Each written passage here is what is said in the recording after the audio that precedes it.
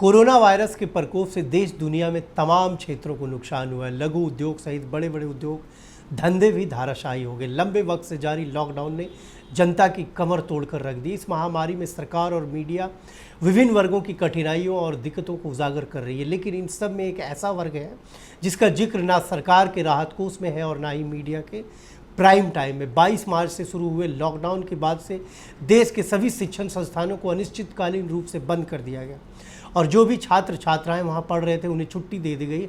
हर तरफ प्रवासी मजदूरों की बात की जा रही है और की भी जानी चाहिए, लेकिन कहीं भी प्रवासी छात्र छात्राओं के जिक्र नहीं है, जो काफ़ी हैरान करने वाली है। वो बच्चे अपने दूर गांव से बाहर शहरों में रहते हैं और भाड़े के मकान, हॉस्टल, लॉज और पीजी में रहते हैं और महीनों का किराया का भुगतान करते हैं। ऐसे छात्र छात्राओं को जब पता चला कि देश में लॉकडाउन लगने को है तो सब आनन फानन में अपने घरों की ओर भागे। जिन बुद्धिजीवियों के बीच स्कूल कॉलेज के फीस का मुद्दा महत्वपूर्ण बना हुआ है, उनकी फहरिस्त से प्रवासी छात्रों के हॉस्टल फीस का मुद्दा नदारद है। लॉकडाउन काल के दौरान ऐसे विद्यार्थियों को लगातार हॉस्टल और लॉज के मालिकों फ़ोन और संदेश जा रहे हैं, जिसके जरिए इन मजबूर छात्रों पर उनके मजबूर माँ बाप को जल्द से जल्द हॉस्टल फीस जमा करने का दबाव बनाया जा रहा है। ये सब कुछ तब हो रहा है जब देश की एक बड़ी आबादी कमाई के मामले में शून्य पर आ गई है। कई लोगों के धंधे बंद पड़ गए हैं और जिनके चालू होने की कोई संभावना फिलहाल नहीं दिख रही है। इन छात्र छात्राओं के कंधों पर किताबों के बोझ की बजाय कर्ज का बोझ डाला जा रहा है। इस बोझ से तनावग्रस्त विद्यार्थी लगातार सोशल मीडिया पर हुक्मरानों से हॉस्टल फी में रियायत दिलाने की मांग कर रहे हैं, लेकिन हुजूर आला के कानों में जूं भी नहीं रेंगती। देश के विभिन्न हिस्सों में विद्यार्थी परेशान है। लॉकडाउन में कई परिवारों ने अपनी जमा पूंजी के जरिए घर चलाया। कईयों के परिवार किराए के मकान में रहते हैं। लॉकडाउन में आए बंद से उन्हें दुगनी मार झेलनी पड़ रही है। झारखंड की राजधानी रांची में आजसू ने छात्रों के इस मुद्दे को उठाते हुए रांची के अल्बर्ट एक्का चौक पर धरना दिया और घंटों मौन प्रदर्शन किया। फीस में रियायत बरतने की मांग की। अपने आंदोलन को मजबूती देते हुए उन्होंने हस्ताक्षर अभियान भी चलाया। खबरों के मुताबिक कुछ छात्र मदद के लिए रांची जिला प्रशासन और राज्य मानव संसाधन विकास के संपर्क में थे, लेकिन अब तक सिर्फ आश्वासन ही मिला।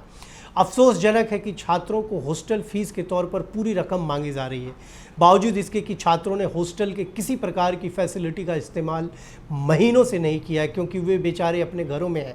जब हॉस्टल, लॉज या पीजी में छात्र विद्यार्थियों के सामान रखे हैं तो उनसे बिजली, पानी, इन सारी चीज़ों के शुल्क जबरन क्यों वसूले। झारखंड सरकार को भारतीय जनता पार्टी ट्विटर सरकार कहकर निशाना साधते रही है, क्योंकि उनका दावा है कि हेमंत सरकार वास्तविक दुनिया के मुकाबले ट्विटर की आभासी दुनिया में अत्यधिक सक्रिय है, मगर इस मुद्दे पर तमाम ट्वीट्स का भी कोई लाभ नहीं दिखता। राजधानी में ये लॉज वाले या हॉस्टल मालिक मनमर्जी कर रहे हैं, उन्हें प्रशासन का कोई खौफ नहीं है। कुछ छात्रों की माने तो निजी हॉस्टल ने विद्यार्थियों के सामानों को कब्जे में ले लिया है और बिना पूरी रकम के विद्यार्थी हॉस्टल खाली भी नहीं कर सकते। लेकिन यह हाल सिर्फ रांची में ही नहीं है। बिहार की राजधानी पटना में भी छात्रों ने हॉस्टल मालिकों के मनमानी के खिलाफ मांग उठाई थी, लेकिन उसके किराए में कोई रियायत नहीं दी गई। गौरतलब है कि अधिकांश छात्र होली की छुट्टी में घर गए तो वो वापस नहीं लौटे, क्योंकि उन्हें पता ही नहीं चला कि इसके बाद लॉकडाउन हो जाएगी। यहाँ स्कूल कॉलेज के जैसे भी हालात हो, चाहे शिक्षकों को इन लोगों ने वेतन दिया हो या ना दिया हो, मेस की सफाई कर्मी को तनख्वाह दिया हो या नहीं दिया हो, कई राज्यों में हॉस्टल्स को क्वारंटाइन सेंटर भी बना दिए गए। भोपाल में तो विद्यार्थियों को सूचित भी नहीं किया गया और उनके कमरे में ताला लगा दिया गया। इस बात को लेकर भोपाल में काफ़ी विरोध भी हो रही है। जब विद्यार्थी हॉस्टल में है ही नहीं तो उनसे हॉस्टल शुल्क की पूरी रकम क्यों वसूली जा रही है। खुदा ना खास्ता अगर छात्र कोई तनाव में कोई गलत कदम उठा ले तो फिर जवाबदेही किसकी होगी। बहरहाल प्रशासन फिलहाल गहरी नींद में सो रही है। युवाओं के समर्थन से बहुमत हासिल कर बनी सरकार युवाओं के हित को दरकिनार कर सत्ता सुख भोग रही है। इस स्टोरी को लिखा है हमारे साथी शिवेंद्र ने, और ऐसी ही सरल, सटीक और निष्पक्ष खबरों के लिए देखते रहिए चकाचक एक्सप्रेस।